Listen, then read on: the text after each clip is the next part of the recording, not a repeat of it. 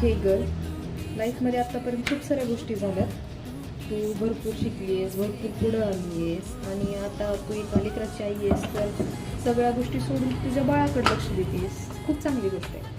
पण जेव्हा तुला वापस करायचं आहे काहीतरी किंवा वापस रिस्टार्ट करायचं आहे करिअर, तर थोडा वेळ त्रास होणारच ना.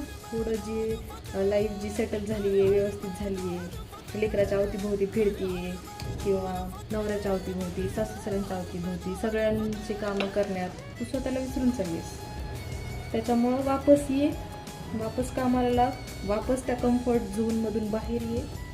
तुझं पण लाईफ इम्पॉर्टंट आहे, तुझ्यासाठी पण काहीतरी केलं पाहिजेस. मला तर एवढंच म्हणायचं आहे की कम बॅक स्ट्रॉंग पाहिजे.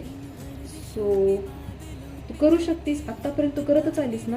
नाही होईल सस्याच्या स्पीडनं, नाही जाणार आपण सस्याच्या स्पीडनं, ठीक आहे, नाही तर नाही, आपण कासवाच्या स्पीडनं जाऊ, पण चालायला तर लागू.